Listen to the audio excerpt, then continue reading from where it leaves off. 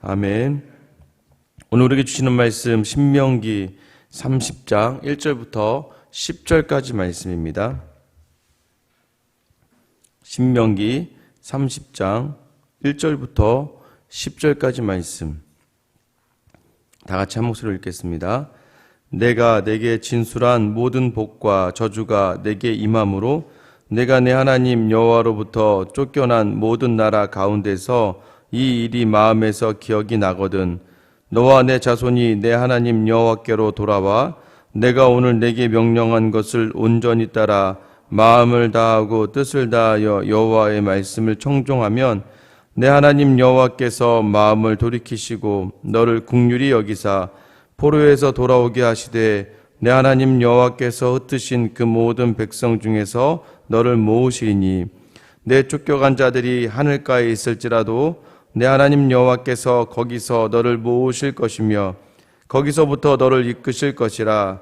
내 하나님 여호와께서 너를 내 조상들이 차지한 땅으로 돌아오게 하사 내게 다시 그것을 차지하게 하실 것이며 여호와께서 또 내게 선을 행하사 너를 내 조상들보다 더 번성하게 하실 것이며 내 하나님 여호와께서 내 마음과 내 자손의 마음에 할례를 베푸사 너로 마음을 다하며 뜻을 다하여 내 하나님 여호와를 사랑하게 하사 너로 생명을 얻게 하실 것이며 내 하나님 여호와께서 내 적군과 너를 미워하고 핍박하던 자에게 이 모든 저주를 내리게 하시리니 너는 돌아와 다시 여호와의 말씀을 청종하고 내가 오늘 내게 명령하는 그 모든 명령을 행할 것이라.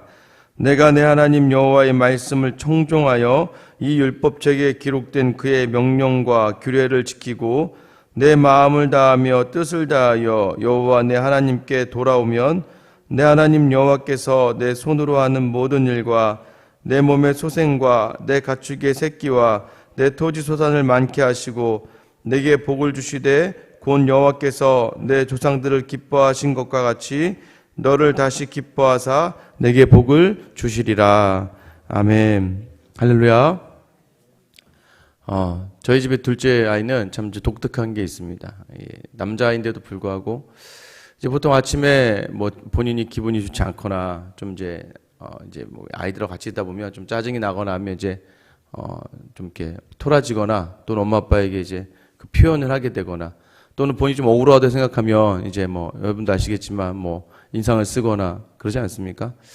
보통 이제 아침이나 또 저녁에 그런 일들을 경험하게 되면 뭐 어느 정도면 괜찮니라고 이야기하지만 뭐 본인이 보통 실수하거나 잘못한 것이 많은 경우니까 그럴 때는 그냥 내버려 두죠. 근데 꼭 이 아이는 한나절을, 그러니까 반나절을 넘기진 않습니다. 12시간을 넘기진 않고 아침에 그런 일이 있으면 항상 저녁쯤에, 오후쯤에 전화를 하거나 이제 문자를 해서 아빠 아침에 죄송해요 라고 꼭 이야기를 합니다. 전날 저녁에 좀 실수했으면 다음날 아침에 꼭 찾아와서 아빠 어제는 제가 잘못했어요 라고 꼭 이야기를 합니다. 물론 그렇게 이야기하고 그 다음에 행동이 변하는 건 별로 없습니다. 또 동일한 일들을 잘못하지만 그럼에도 불구하고 계속해서 와서 아빠 죄송해요. 엄마 죄송해요. 아침에 제가 인상 써서 죄송해요. 아침에 제가 소리 질러서 죄송해요. 라고 하는 그런 표현들을 계속 하게 됩니다. 그런데 이런 말을 듣게 되면 이내 그 부모의 마음, 제 마음은 그냥 바로 녹아버립니다. 그래, 그럼 다음부터 하지 말아야지. 그래, 괜찮아. 뭐 오늘 네가 기분 나쁠 수 있어. 라고 하지 않습니까? 이런 관계가 어디에서도 가능하느냐? 하나님 앞에서도 가능하다는 것이죠. 하나님께 우리가 우리의 죄 지은 것들, 하나님 앞에 잘못한 것들, 내가 너무 이기적이고 교만하고 독단적인 모든 것들을 하나님 앞에 가지고 나와서 하나님 죄송합니다 라고 이야기할 때 하나님께서는 우리의 그러한 용서를 꼭 받아주신다는 것이죠. 그리고 오늘 본문을 읽다 보면 뭐예요? 돌아오면 나도 돌이키리라 라고 하는 것이 오늘 본문에 하나님이 우리에게 주시는 말씀의 핵심이죠. 중요한 것은 관계의 시작의 회복은 바로 회개와 용서라는 것입니다. 여러분 아셔야 돼요. 하나님 안에서 하나님 주신 땅을 누리기 위해서 필요한 것은 무엇이냐면 우리의 마음이 정결케 되고 다시 하나님의 나라를 누릴 수 있는 하나님의 백성의 자리로 서야 되는 것이죠. 그 가운데, 그렇게 나아가는 가운데 가장 중요한 것이 바로 회개라는 것입니다. 용서를 구하는, 심지어는 이제 자복하며 회개로 나아갈 수 있는 그것을 하나님이 우리와 하나님 관계 회복의 시작점으로 보는 것이죠. 1절 말씀 보세요. 내가 내게 진술한 모든 복과 저주가 내게 임함으로 내가 내 하나님 여호와로부터 쫓겨간 모든 나라 가운데서 이 일이 마음에서 기억나거든. 말씀을 순종하지 않았어요. 이제 어제 성경 공부하면서도 봤지만 모든 나라로 쫓겨갔습니다.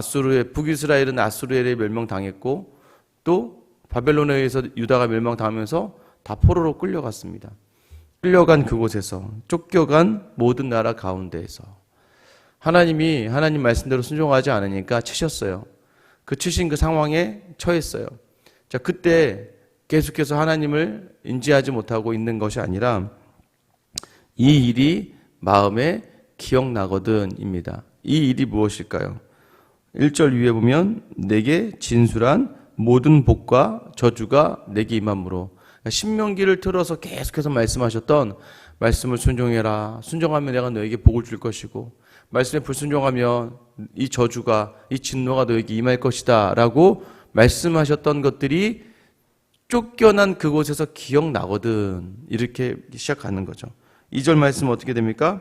너와 내 자손이 내 하나님 여호와께로 돌아와 내가 오늘 내게 명령한 것을 온전히 따라 마음을 다하고 뜻을 다하여 여호와의 말씀을 청종하면, 너와 네 자손이 하나님 여호와께 돌아와입니다.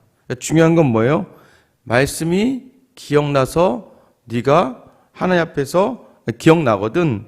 너와 내 자손이 여호와께로 돌아오는 것. 그래서 여러분, 여호와께로 돌아오게 하기 위해서 말씀은 계속 선포되어야 합니다. 왜요? 그래야 기억이 나죠.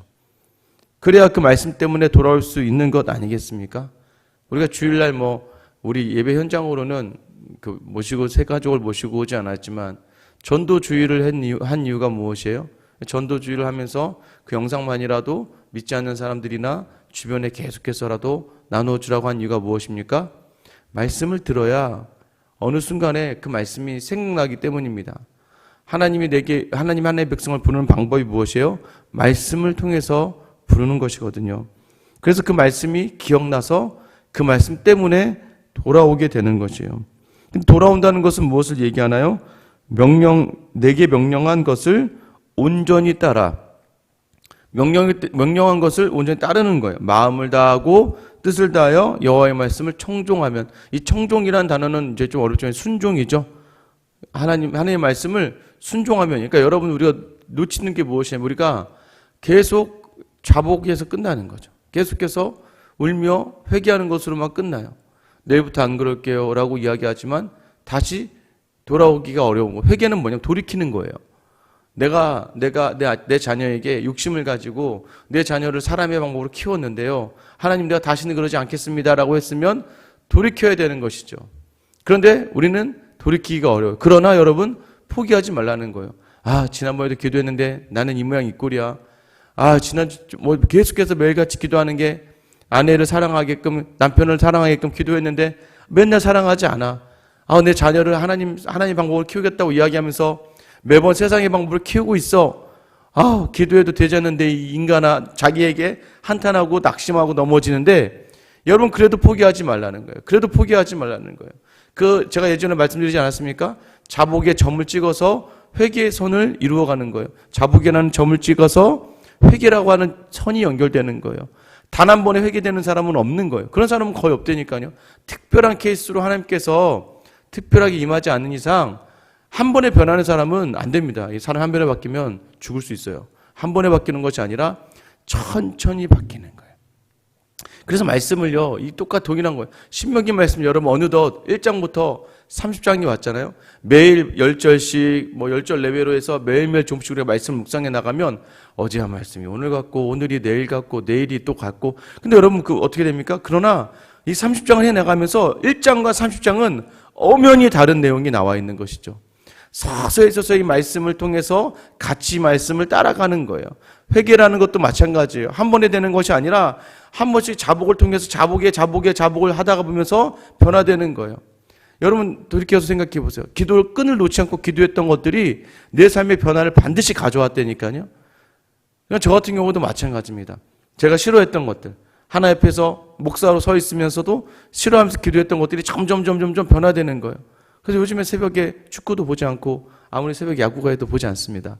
점점 변화되는 거예요. 왜냐하면 처음부터 막 그렇게 한 번에 그런 걸 다 놓을 수 있는 것이 아니고, 또 제가 좋아했던 것들이 점점 기도하고 회개함으로 자복하면서 싫어지고 내려놓게 되고 하나님이 기뻐하시는 것들로 하게 되는 것이죠.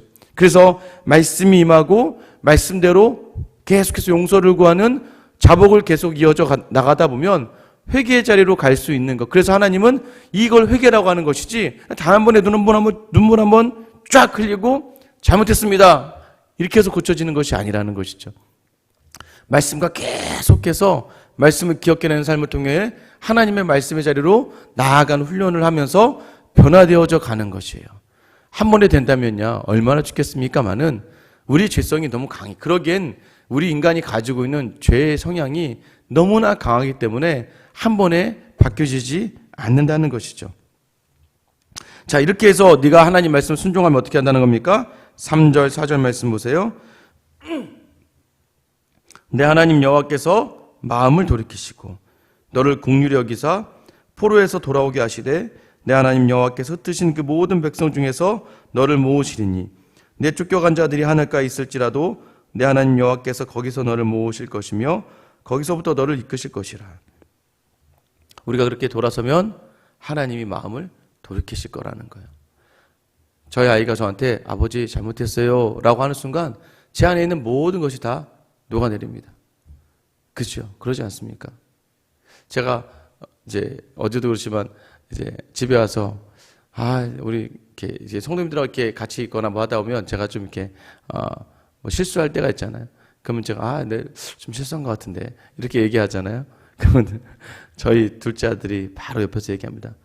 죄송합니다 해요. 가서 저한테 혹시 누구랑 뭘 하다가도 조금이라도 서운한 일이 있거나 그럼 제가 내가 좀 얘기를 잘할 걸, 또는 전화 통화할 때 좀 따뜻하게 할까 하면 저희 아들은 항상 옆에서 그렇게 얘기합니다. 아빠 그럼 전화해서 죄송합니다 해요. 그럼 돼. 그죠? 근데 여러분 그러지 않아요. 그렇게 쉽지가 않죠. 여러분 그렇게 하는 것이, 여러분도 그러잖아요. 여러분도 만약에 여러분 자녀들이 아무리 잘못을 했어도 지금 다 큰 자녀라 할지라도 아버지 죄송합니다, 어머니 죄송해요, 이 한마디면 아무리 여러분 서운한 것이 있어도 다 녹아내리지 않겠습니까? 우리 하나님이 그것을 원하시는 거예요. 그 말씀을 듣는 하나님은요, 바로 하나님 마음을 돌이키신다는 거예요. 돌이켜서 그냥 용서하는 정도가 아니에요. 어떻게 해요? 다시 모으신다는 거예요. 다시 쫓겨간 그 나라에서 다시 이스라엘 땅으로 모으시는데요.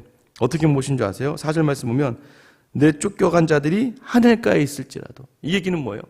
정말 말도 안 되는 곳으로 있다 할지라도 하나님이 거기서부터 모으실 것이며, 하나님 모으신다는 거야. 야 모여라, 이제 용서해 줄게, 모여라, 이게 아니라 마지막에 너를 이끄신다 그래요. 그러니까 무슨 말이냐면 그냥 와 이제 너 용서해 줄게 와, 이게 아니라 하나님이 직접 가서 그를 붙들어서 다시 이끌어 오신다는 거예요.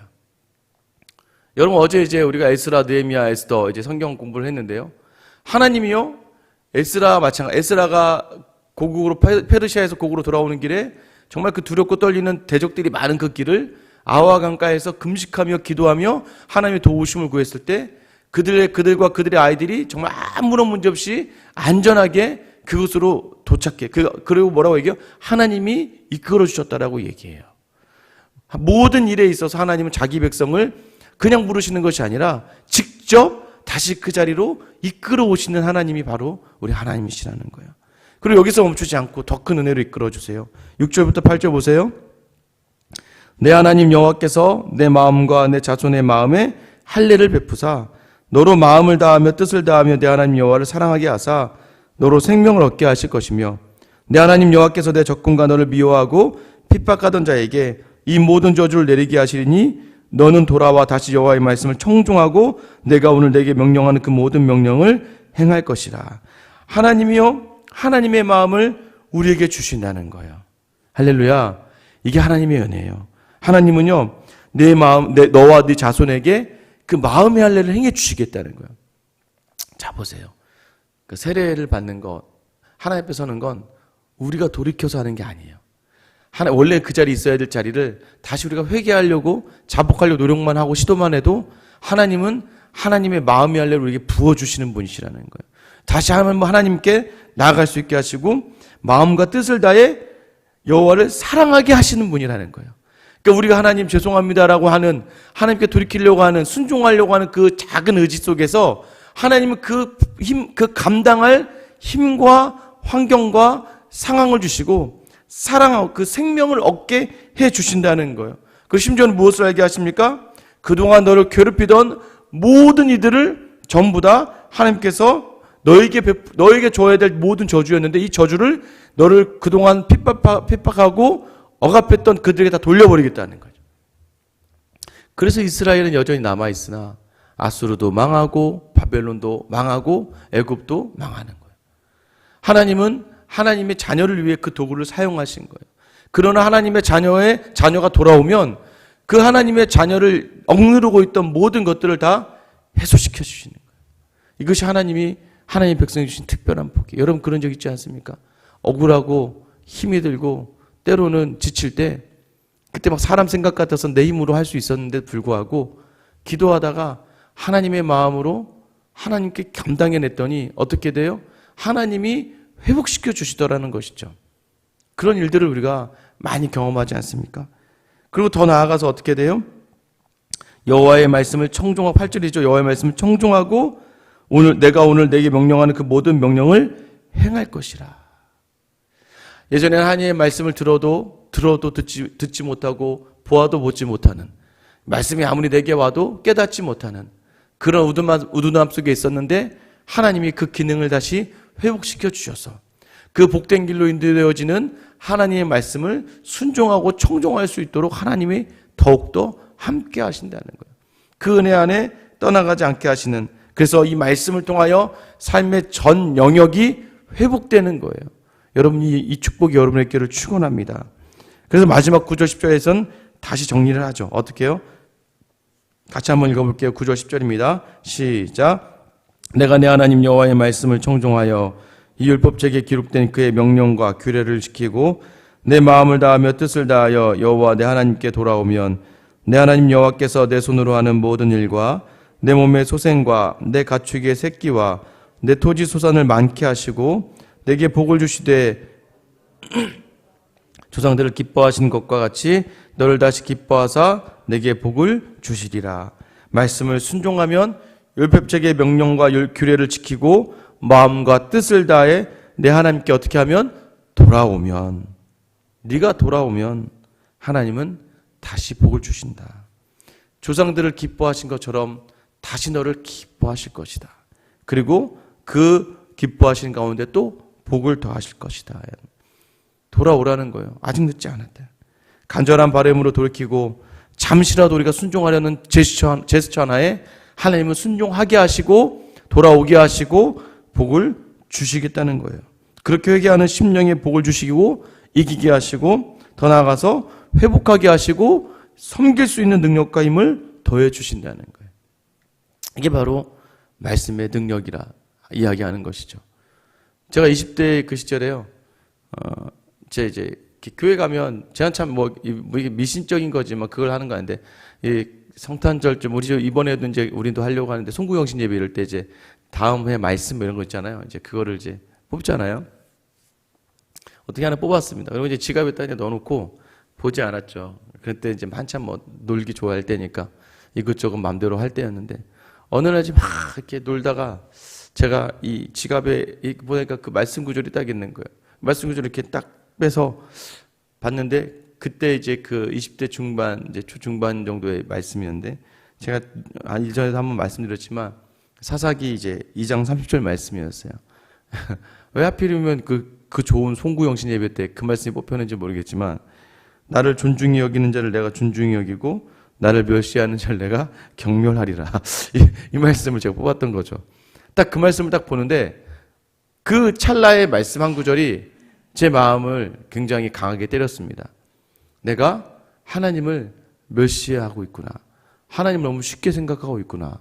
그래서 하나님이 당신을 존중히 여기는 자를 존중히 여기시는데 나는 하나님의 뭐 구원 받았지 하면서 마음대로 제가 뭐 술 먹고 놀고 뭐 친구들 놀고 하는 것들이 이루어졌는데 순간 내가 이 말씀이 제게 다가왔어요.